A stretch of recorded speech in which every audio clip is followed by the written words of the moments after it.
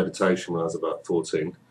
From transcendental meditation, I went with my mum, and I started off there. And I found myself, I left school, and because of my situation, I did more and more meditation. And I ended up at the Mentmore Towers in Buckinghamshire, the home of the transcendental meditation movement.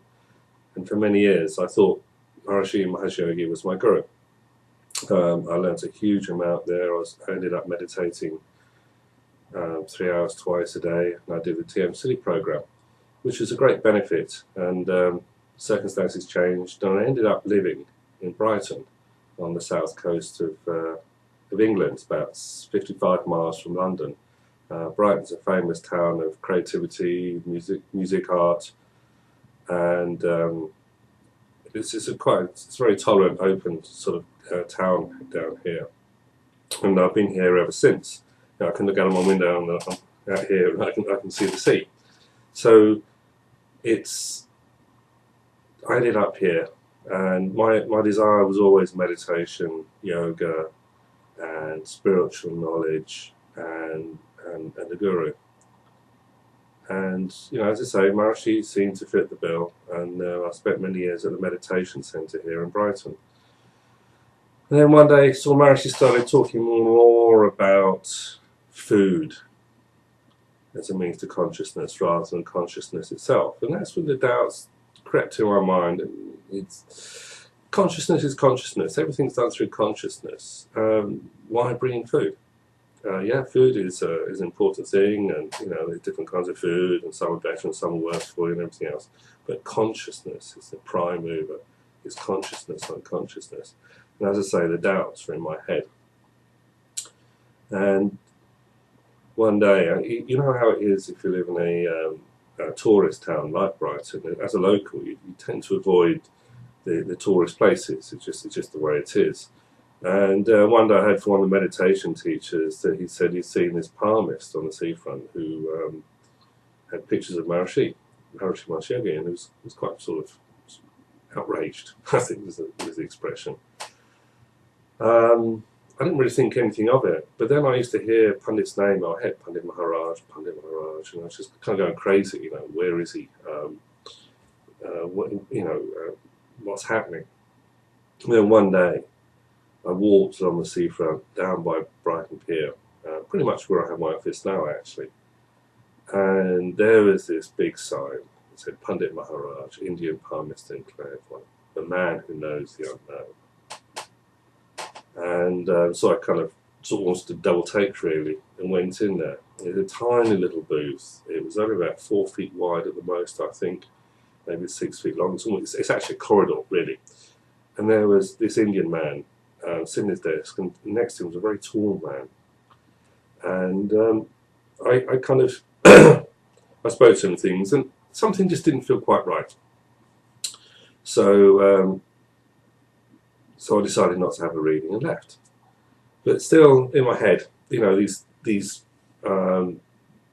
name kept on coming in. So I went back a few weeks later, and this time he was on his own.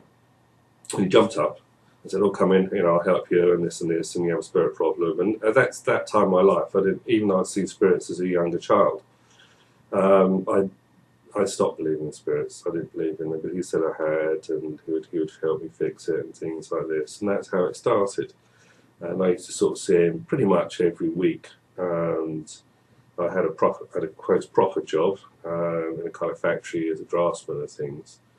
And I just sort of more or less woke up one morning and just never went back to that job. And Pandit, he didn't used to say a lot, but something was happening. I could see in my spiritual development just went vertical, basically. Even though I knew people for many years who were doing meditation the same as me, and we're going something, we're making progress.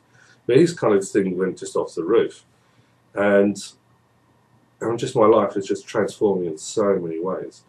Half the problem of talking about Pandit is that almost everything was in consciousness. His communication was within consciousness.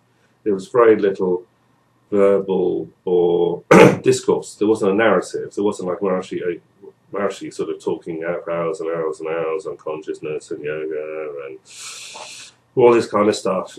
Pandit never did that, and he actually sort of said that he didn't approve of gurus, and that was it. Even though I had a picture of Maharishi in his office, funnily enough. So I was spending time with this man, and it's a strange thing because you kind of have this West, or the kind of cuddly perception the West is that gurus are fun and that you just, and it's joy and everybody laughs and everything's great. The reality is, when you find a true spiritual master, is that he holds a mirror up to you, and it's not pretty. And what actually happens is that you're systematically deconstructed over a period of many years. It just peels away the layer. It's relentless. It's remorseless. You're just totally stripped away. And even when you think you've hit that bottom, there's more to come. And it just goes on and on and on. Most of the time I was with Pandit, I had no one to talk to or discuss with anything. Everything was just completely in consciousness. And Pandit was a silent Sufi, even though the name Punditt Maharaj is obviously a Hindu name. His background wasn't Sufism.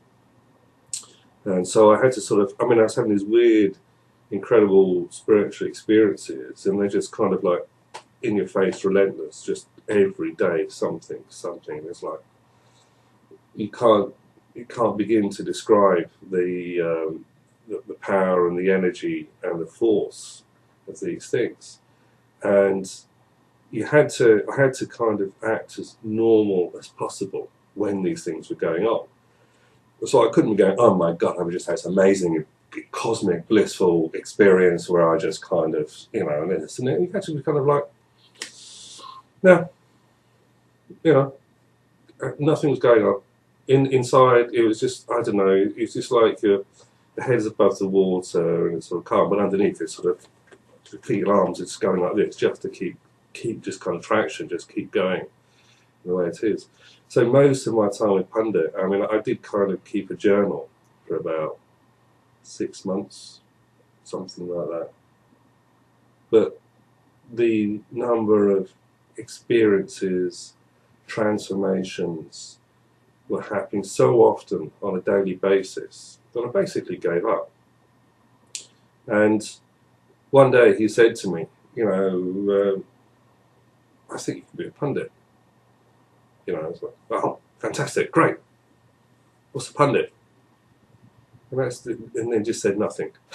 There's just there's no kind of what it was. And there's, my experience of what I think a Pandit is just this man who is infuriating, frustrating, unfathomable.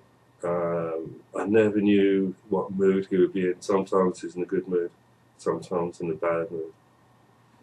Some days he would start the day with plenty of money in his pocket. Some days he ended up with none. Some days he starts off the day with no money, and at the end of the day he had loads.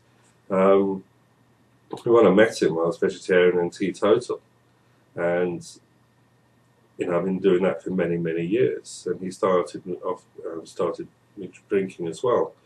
This might sound a strange thing from a Sufi point of view, but he was also a Tantra, master of Tantra, and and the idea is that these rules of society and the way you're supposed to act as a spiritual person are also a boundary to prevent you from going beyond things. And there are many kind of ways of describing these kind of things.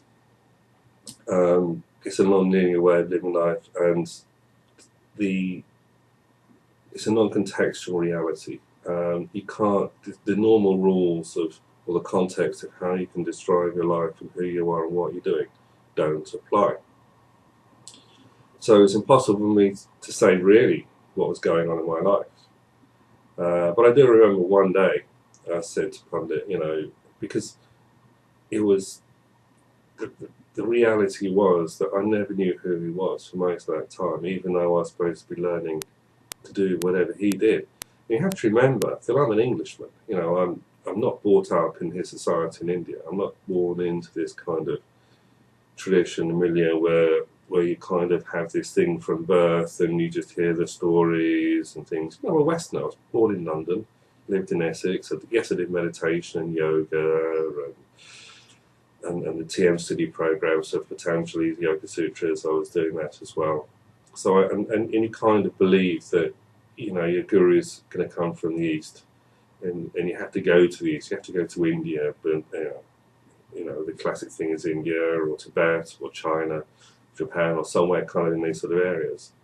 But I found mine in the town that I lived in, Brighton. You know, it was just 10 minutes walk away. You know, it's just a bizarre kind of thing. You just don't expect it.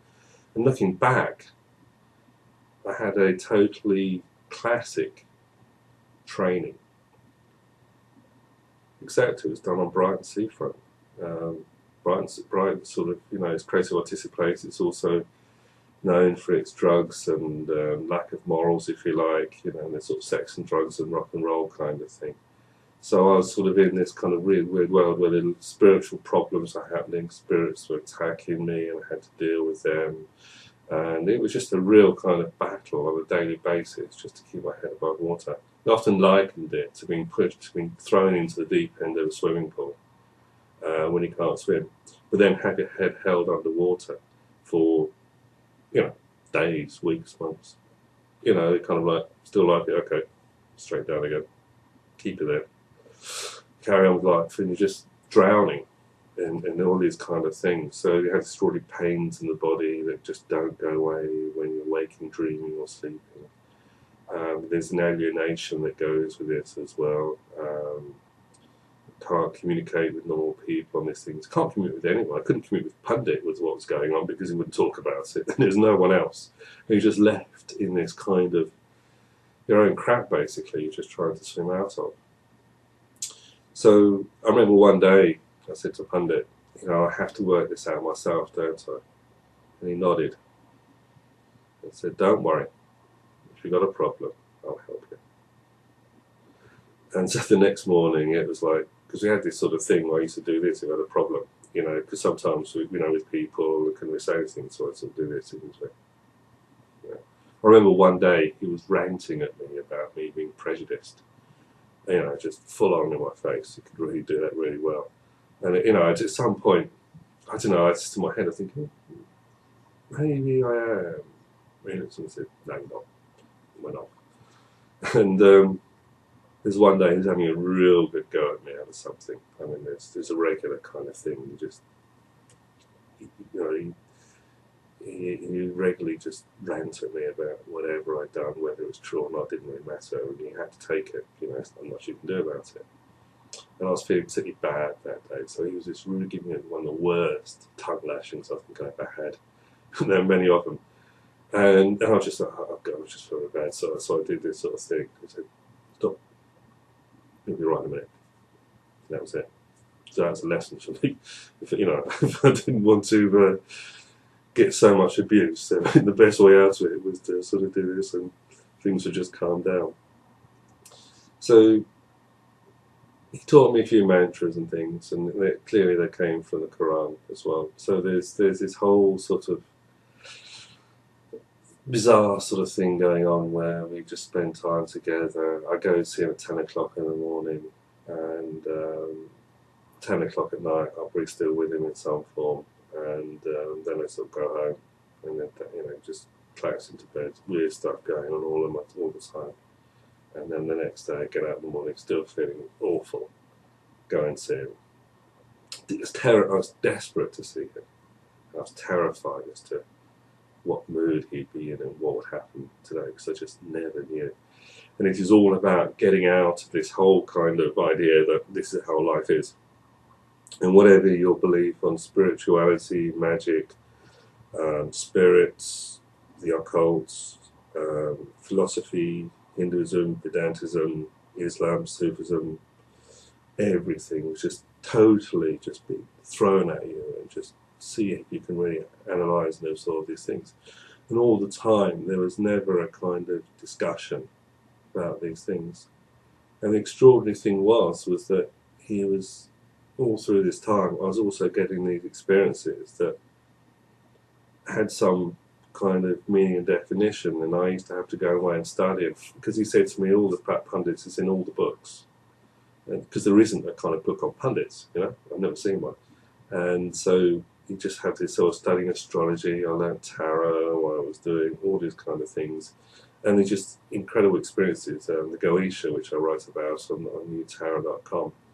I mean, I was shaving one morning, and one of the spirits just appeared in front of me in the mirror, almost, kind of thing. It was sort of, gave his name. I can't remember which one it was now, and I could see the picture of it. So it was like, you know, I had so many books by then, and I actually sort of think that must be Goetia, and I found the picture, and there it was. And then I was having other experiences and other spirits, and you just kind of, nothing was ever said with Pandit about all these things, but clearly I was going through the entire Western magical system, the Enochian magical system from John Dee. There was the Goetia, there was the Geomantic spirits, voodoo that came into it as well, not to mention the Hindu, the Tantric, and pretty much any other system, one way or another. This would just been thrown at me, and this is from a man who never said very much anyway, and if he did, it's probably to give me abuse, because I was always doing something wrong, just didn't know what it was.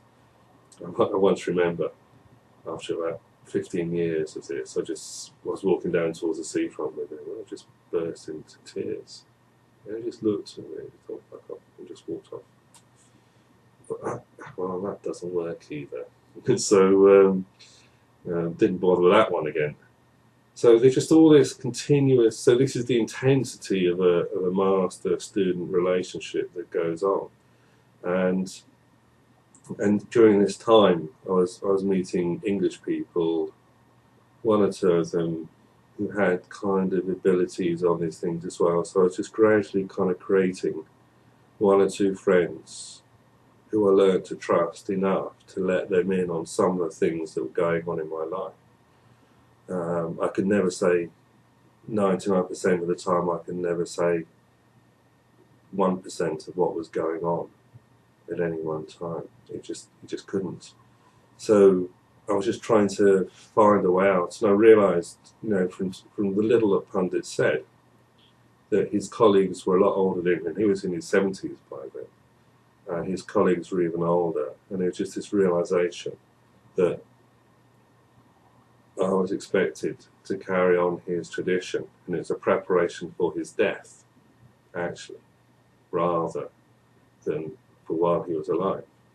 And because his other colleagues, his other pundits who are in India, Pakistan, in the near Afghanistan, and also in Indonesia. I mean, they're very old, and I only ever met once or twice. That was, I had no idea I was going to meet them that day, and they did, and things. So it was a preparation for, you know, they passed away, and Pandit passed away about 3 years ago. And so I had to carry on this tradition where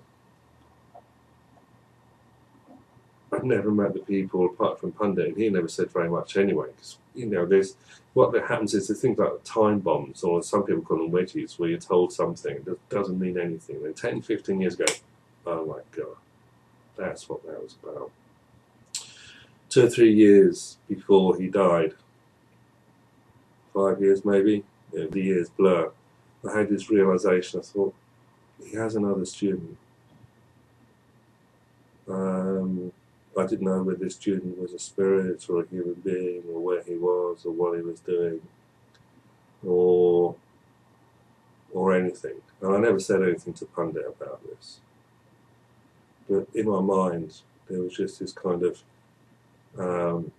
idea that there's someone else that had been trained, had been learning. I didn't know who he was. Never discussed it with Pandit, because by that time he'd kind of gone into this sort of thing where he just didn't talk anyway. It was sort of, I'd go and see him, and that'd be it. You know, it was a strange kind of thing, and you just kind of expected that, but he still went anyway and see him. So I was in Camden one day at my place in the market, and I was a friend's stall, and I had my card that said Punditt Maharaj, Maharaj on there. And this Indian man stopped, and I could see him sort of looking at my cards and sort of stuff. And so, I could see him said, "Who the hell is this guy who thinks he's Punditt Maharaj?" You know? And so I went up to him, he looked at me, and he said, "I know you." And he told me some very personal things about what was happening in Pandit's life and my life at the time. And it turned out he was a family member of Pandit that I'd never met. And he actually is Pandit Joshi, which some of you have spoken to and have been helped by. So he was the other person that I'd never met in all those years, was Pandit Joshi. So it was just, I mean, you have to kind of remember that if you think, well, if the universe gave me the situation to find Punditt Maharaj, then all the rest of it must be in there somewhere as well. It didn't mean that I knew what it was or how to find it, but he was there. So there's just so many other things that happened in my life with Pandit. Most of them I've pretty much forgotten now because they were just so relentless and so in your face, and you just couldn't hang on to all those things. You just kind of went, and you just kind of like a new day, and how do I get on with this? So I hope this gives you a little bit of flavour of what I've been through in my life. And it was hell. I mean, you know, to spend the time with a true spiritual master, it's not heaven, it's hell. I can sit here and laugh about it now and look back. It's like the old days of the war, and people say, "Oh yeah, wasn't it wonderful in the war, the rationing?" In reality, it was terrified, frightening. You never knew when you're going to die each day.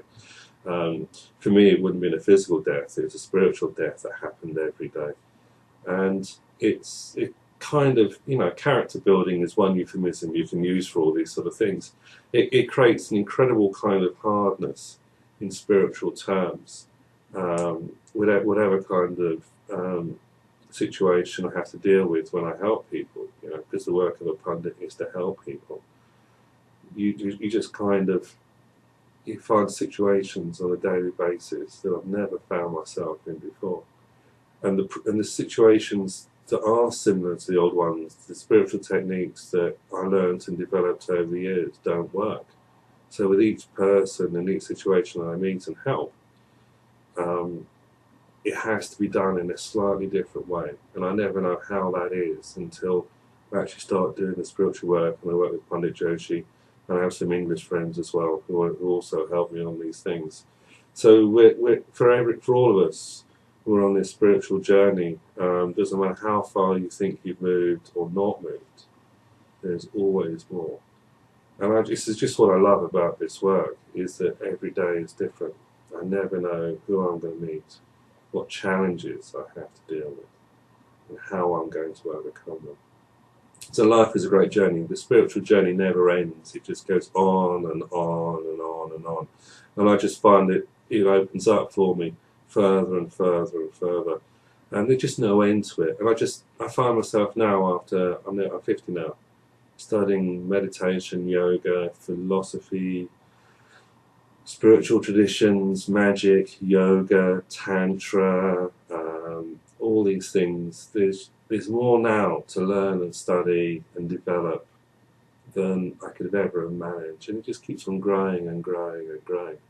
So the best blessings of Punditt Maharaj, my colleague Pandit Joshi, I look forward to meeting you sometime and going further on this incredible journey of life and spiritual knowledge and spiritual power that we all have within us. And it's time for us to grow and develop.